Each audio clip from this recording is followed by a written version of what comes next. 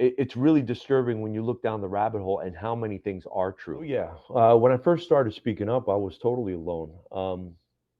And I had a lot of pushback. I have noticed by being a newsmaker and watching the lies from inside, as you're making news and they're twisting and turning it, and the things that they've censored from me, even on some big news channels, news outlets. Yeah, it's just amazing that they're all in lockstep together, and I think that's why I've said this is an assault.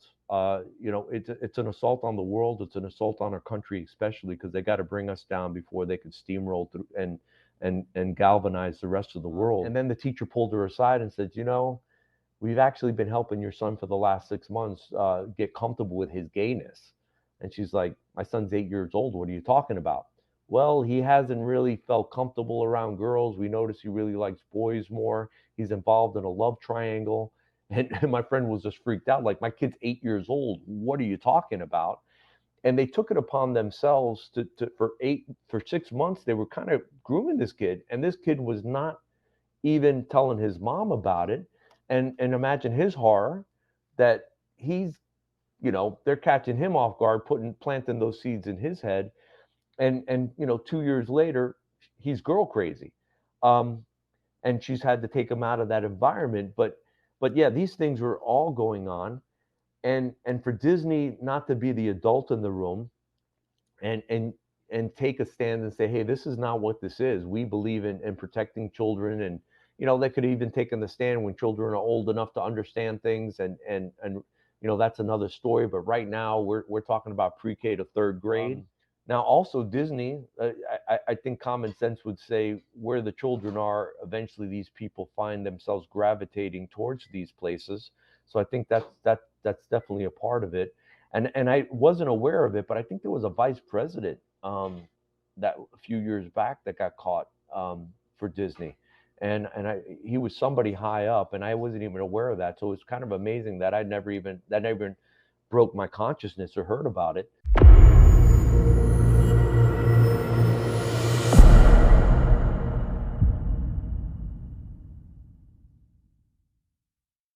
Hello and welcome to Christy Lee Independent Media, KLIM.news. I am now joined by a Disney member for nearly 2 decades, who loves Disney but is just not sure about the direction it's headed. Welcome in, Nick. And we had so many technical issues. I didn't get to ask you how you pronounce your name. So I'm going to go ahead and let you introduce yourself so that it gets pronounced correctly. Doing a lot of media, my ongoing joke, it's with three fingers. It's Caturano. You could Caturano. Caturano, but Caturano's okay. Caturano's good. Caturano. Okay, Yeah. awesome.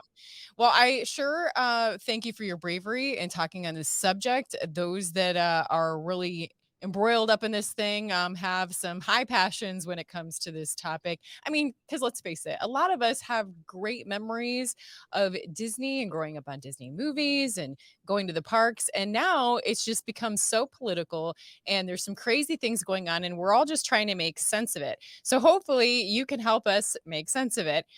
So first question is, are you still working at Disney? Yeah, I was there last night. Wow. So this has got to be a bit strange to be continuing to work for Disney, yet be being public about some of the concerns that you have. What's that like? It's been interesting. I think I've been fortunate in my own right. They've treated me pretty good. There's been some rocky roads, being somewhere 18 years and establishing a lot of relationships and being involved with a lot of people's lives. It's kind of like family. You don't always like what your family members are doing. You might disagree with them. But part of the reason I've stuck it out as well is because sometimes people, it's easier if you just disappear and they see you on TV, or or they hear your ideas. It's easier to demonize you. But when you're right there and they realize and remember who you are and your and the history and watching you work, because I've always been an unselfish worker, team player. I think that's important, because part of what I always try to do is messaging and to help open people's minds and get come out of that narrative bubble, that most of the cultures in these days. So I've had a really good go at it. Fortunately, where I'm at, besides the discrimination and the mask, I don't even know where you stand on those issues. But that's how I got into all this fight. I was fighting against the mandates, now fighting against discrimination, and that turned into a bit of a national movement. Um, and then now the wokeness, which has been kind of a slow burn, which has now reached national and world attention. So here I am embroiled in the midst of all that, fighting on all these fronts now, which I didn't expect. And what are you laying out as the cause or the reason that you're suing for discrimination? I'll let the lawyers disclose that when they're ready. Okay, but it essentially boils down to being treated differently because you didn't wanna go along with the sudden mandates. Well, been a lot of people fired too. They, because they couldn't breathe. They're outside. They've taken off their mask. Many times at the location, many of us are the only ones wearing the mask. One girl, because they've taken all the mask off all the unvaccinated people. So the unvaxxed are wearing the mask, so it becomes really obvious, and it's Gotcha. normalized. It's normalized something that should not be, and it's just insane based on these things while everybody that's vaccinated. Normalizing the segregation of it, essentially. Yeah, yeah, and it's a stepping stone. We've been fortunate. I mean, here in Florida, we have Governor DeSantis, God bless him. So it's made it a lot better.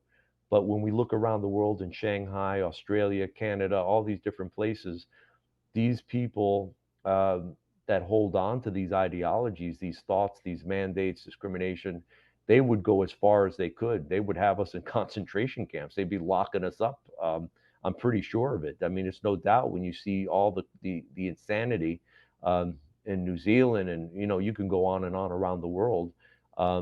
They would just like to, purge us out of society. It seems because we're not the obedient, willing to obey even the most, I hate to say idiotic thing, but just the most unreasonable things. In a time when they're chanting "My body, my choice," and yet with the vaccine itself, but I see all these things as just tools in the Marxist toolbox, is how I've termed it. And we're under assault with medical freedom. We're under assault on culture. Um, this trying to trans kids at an early age, and to attack the family, the border. Inflation is another attack that's going on. This In the last days, there'll be a strong delusion to believe a lie. Second Thessalonian, yeah. And For, that is for where those, we're at, because right? we're like, "How can people not see Yeah. this?" That what he the Bible says, strong delusion to believe a lie. And Because they don't love the truth. God right. sends them a strong delusion so that they'll believe a lie. So in other words, they've rejected truth so much that God is a lot more gracious than we are, and society is, where they try to force you into everything. He says that's what you want. He lets you go. And that's definitely where we're at. I had a pastor the other night, that I'm just getting to know, that's been standing up on a lot of issues. He goes, "Why aren't you spending an hour in the Word every day?" And I was pretty convicted, because we're in a war, and we're not in a physical war, and in some ways we are, but we don't wrestle against flesh and blood. We wrestle against principalities and spiritual wickedness in high places, and our weapons are mighty in God. But if we're not going there, and I'm glad the conversations has ended up here, Me but too. if we're not going there, we don't have a chance. Um, we don't. And anything we do it might seem like it's something, but it's not really going to be anything, because it's not going to be lasting. Jesus says we can't do anything unless we abide in the vine, and I take that a lot of times to mean anything everlasting, anything real permanent, with real permanence. And yet I'm hopeful. I think we're going to get there. I really think we're going to get an awakening, a revival. I think eventually it comes in like a flood, and we end up at Revelation 13, which they're trying to do right now.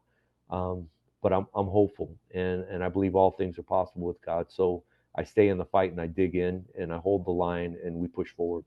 Mhm.